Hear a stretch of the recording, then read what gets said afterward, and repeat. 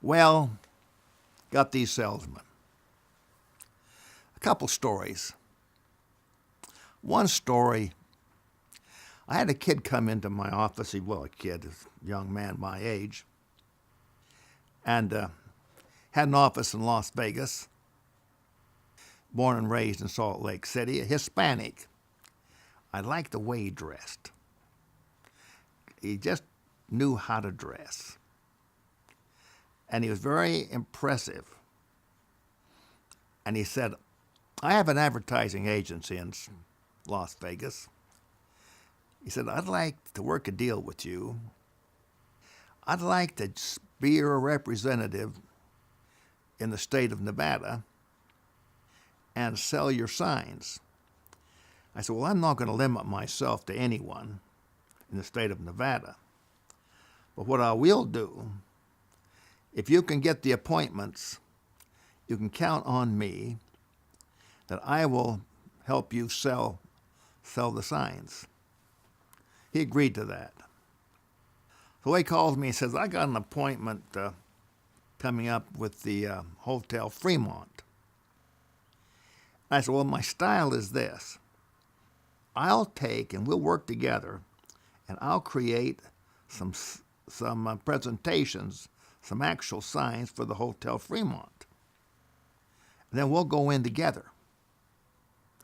Now I said, the deal is that whenever an advertising agency puts together a sign deal, the agency takes 16 2/3%. So I'll pay you that 16 2/3%. But the agency does the artwork. The agency does the selling. So basically what you're asking me to do is the artwork plus the selling. Now I'm prepared to do that because I want to get a deal going down in Las Vegas. So what are you going to do? He says, I'll get the locations. I said, that's a deal. So we struck the deal, a gentleman's agreement. We shook hands on it. Well, I do the artwork. We get the appointment. I get in there. We make the sale. He doesn't get the locations. So I go down there. I have a guy at that point hired to get locations, get the locations. We do the deal. I pay him the 16 2/3%. Well, later on, we make another sale. And he now is, I'm a pretty good deal for him. And he says, Doug, the way you sell, they can't resist you. You know how to sell. And so he was riding on my coattails, but I was riding on his too, because he was getting those appointments. So I thought that was an even match. But I decided what I'd like to do is open an office in Las Vegas, which I did do. Now, I'd hired a guy from Salt Lake City who had gotten his MBA from Harvard, from a very respected family here in town. His name was John Covey, the younger brother of Stephen Covey, who at the time was teaching at BYU in business classes. Well, I put John down there. He was there for about a year and a half. Well, one day, while John was still working for me, Mike comes into my office. His name is Michael Loyola. I really like Michael Loyola. And he says, I don't feel right about this Mr. Covey being down there, and you got an office in Las Vegas, and I think that this is unfair to me, and so therefore, if he makes a sale, then I feel that I should be paid also for that sale. So I said, so what, are you asking me that you want your 16 2/3% if John makes a sale? Yes. And then you want me to pay him also? Yes. He said, well, this is Las Vegas. I mean, you can charge more here than any place else, especially with the way you do your signs. They can take a higher price than anybody else. So I think it's only fair. I said, well, I don't quite feel right about this. I don't feel that it should be the full 16 2/3%, maybe some kind of a compromise there. He said no, he wouldn't give. And finally he said this to me. And if you don't do it my way, I'll destroy you in the state of Nevada. And what happened to me in that moment, it was like when I was in high school boxing. And the bell would ring. And you're sitting down, you got to stand up and go face that guy. And he stands and he's coming at you. And he wants to kill you. And it's instinct to go for him. And the instinct hit me. So I go around my desk and I grab him by his collar. And I throw him out of my office. He lands flat on the floor in the office. And then I pick him up a second time and I throw him out into the hallway. And then I run and get him a third time and sling him down the stairs. Well, that was a big mistake, actually. Letting whom the gods destroy, they first make mad. That's an ancient Greek saying. I think it was Aristophanes that said that. But, so I get a lawsuit. A $50,000 lawsuit in those days. That was a lot of money. Well, I take it to my uncle up in Idaho Falls, and I've referenced him before. He said, Doug, you can't even as much as take your little finger or your forefinger and touch him on the nose. They can sue you. You made a mistake. Now, what I would do if I were you, I'd get a hold of him. I'd fly down to Las Vegas, and I'd take him out to dinner, and I'd spend a whole evening with him, and just go where he wants to go, give him what he wants to eat, and I'd talk, and talk him right out of the whole thing. That's what I'd do. So I did that. And I remember that we went to an oyster bar. I'll never forget this. And what he wanted were raw oysters. And I'd never had a raw oyster before. So I thought, well, if he's going to eat a raw oyster, then I'm going to eat a raw oyster. And I liked them. A little horseradish, a little red sauce on that, with a little bit of lemon squeezed on top of that oyster, that raw oyster. Oh my gosh, that was great. I don't know how many dozen that we ate, but we just ate and ate until we were full of oysters. Well, of course, he dropped the lawsuit. We hugged. And to this day, he calls me. He's now living here in Salt Lake City. This is where he was born and raised here. Probably about,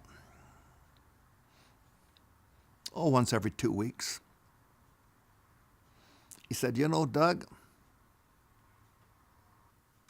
you're my mentor. Of all the people I've met in my life, he was a personal friend of Kirk Kerkorian, who just passed away a couple of weeks ago, who owned more rooms in the state of Nevada than any other single person. And I remember we had a conversation on the phone on a New Year's Eve, and he was at Kirk Kerkorian's personal party. He could just get in the doors. He was the most amazing guy. He just couldn't deliver once he got in there. So he'd rely on me. Well, I bailed him out I don't know how many times.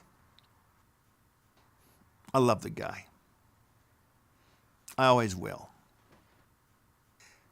And so things happen in business, but the most challenging sale I ever had in terms of dealing with the person was Earl Holding. Earl Holding started off with the Covey, S.M. Covey's empire, managing it, and his wife Carol, at Little America in Little America, Wyoming. And I'd heard about him by a lot of people. Oh, man, you ought to meet this Earl Holding. You ought to sell Earl Holding some signs. Well, I decided, you know what I think I'll do is I'm going to take and see if I can sell him. Now, at the time, he had purchased some property in Cheyenne, Wyoming, and was building a complete operation over there. Golf course, everything. Big restaurant, more rooms than anybody else on the outskirts of Cheyenne. And we're talking about in the month of October, immense amount of wind. It's cold over there, difficult. If it's not the last of October, it's at least the first part of November, but it was cold and windy. John Covey was working with me at the time, so we drove over, and I had my artwork. And it was so windy.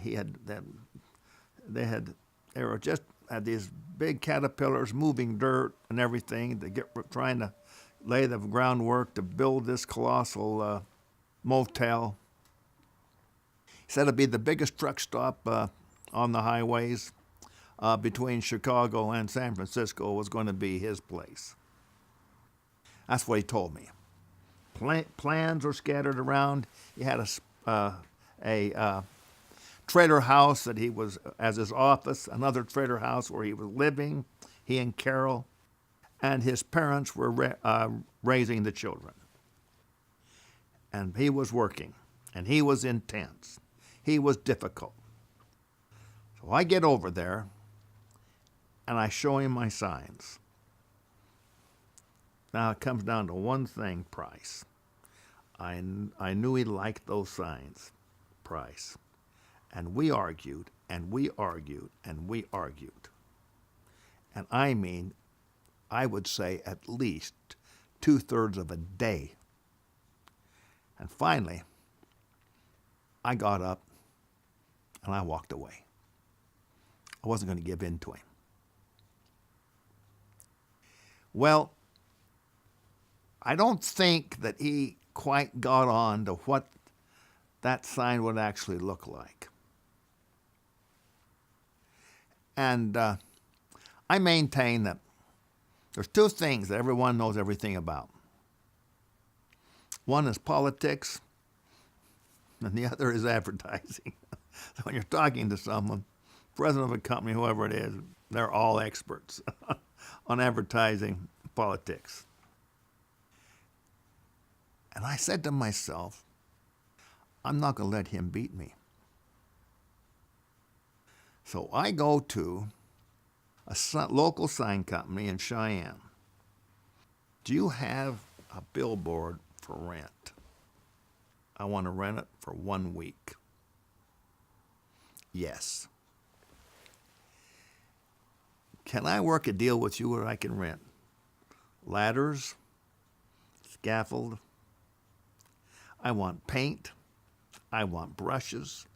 I want everything that I can use to paint that sign. He said yes. Now the signs that I had for him were cutouts. Well, I had to adapt this drawing of mine to fit the configuration of 10 feet by 40 feet was the size of the billboard. So I go and buy myself work boots, overalls, a work outfit because I was in a suit. We go out there. Now it's going to take 3 days. We've got to block out what's there. Then we're going to have to paint it. You got your undercoat, then you got your final coat. And I had the brushes that I had borrowed from him, the sign painter. We painted the sign. So I can just see John right now. He was just sitting there, just a shivering, standing there on that scaffold, just a shivering. It was cold. Sometimes you just got to have guts in life and measure up what it's going to take to get the doggone deal done. And so we got to paint it. I go back. Remember, the Earl had this great, big, beautiful Lincoln Continental. I thought, oh, what a beautiful car. Two-tone. And I had just bought me a Thunderbird. I bought the Thunderbird after I got this Phillips 66 sign, a contract done. I bought a Thunderbird.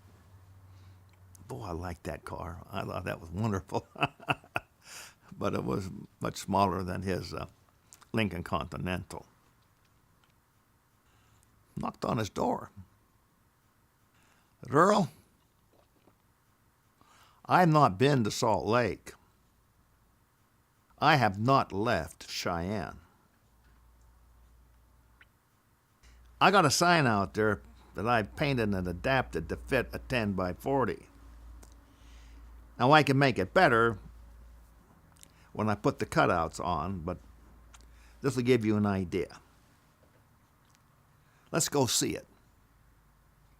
In your Lincoln Continental. So he was rather taken by that. So we go out to see that sign. It's cold out there. We go past that sign and we turn around and we come on into Cheyenne and there it is. I said, now you know I'm going to be able to do better than this, but this gives you a very good idea what I can do. I'm your man, Earl. Who else would do that? Name me one other sign company would do what I've just done for you. He said, well, I think you have me there. So from that deal, we built signs for Little America, both in Cheyenne and Little America, Wyoming, Nebraska, Colorado, all through Wyoming, Idaho, and Utah. Signs in 5 states. Years ago, Earl told me we had come together at a funeral. And it was Ken Knight, who worked for him for years and years and years. Ken Knight was just a fabulous person. Oh, he was fabulous. Serving as a mission president at the time in Vancouver, BC. Wasn't feeling right. Been out about 6 months. Came home. They checked him out. Cancer. Dead within a year. So we're standing in the line. He turned around and said, Doug, we just happened to kind of come together. He was just in front of me, and I was behind him with Carol. And his wife was named Carol, too. And he said, Doug, of all the people that have come to me to sell me all kinds of things during the course of my whole business life, you were the best salesman of them all. And knowing Earl, he wouldn't have said that if he didn't mean it. He was tough to deal with, but he was honest.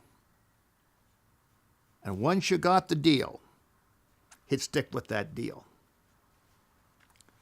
So I liked Earl Holding. I liked him a lot. Now, I'll just mention this, that I have a deal with him. A part of the deal in dealing with him is I have a contract. And that contract allows Carol and I to stay in any property that he owns free of charge as often and as long as we want to stay during the course of our life. So we've had some fun with that little piece of paper. I stayed in this hotel in San Diego, for example, in the president's room, which is half of a floor on the top, in downtown, right in the heart of San Diego, $2,700 a night. I was there for 2 weeks. I've stayed in various places like that. I always made available the best room, best place on the property. Sun Valley, various places.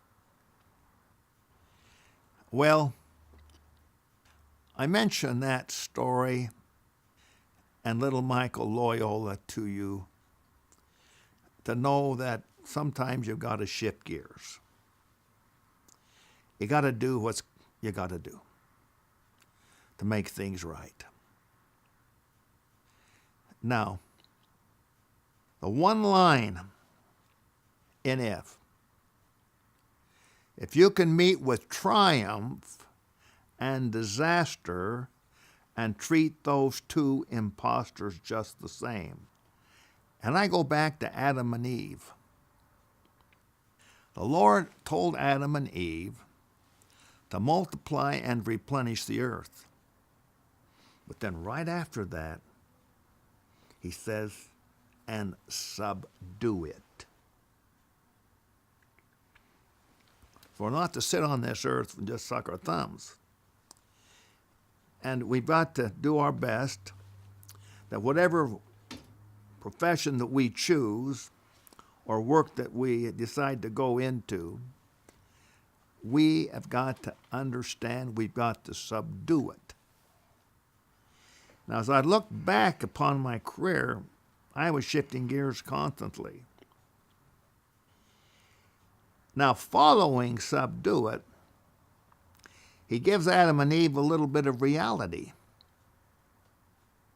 Yes, they got to multiply and replenish the earth. Yes, they've got to subdue it. But then he tells them this. In the sweat of thy face thou shalt eat bread until thou return unto the earth. So I'm 81. I'm still working. I made a vow to myself that I am going to work as long as I am able to work. Period.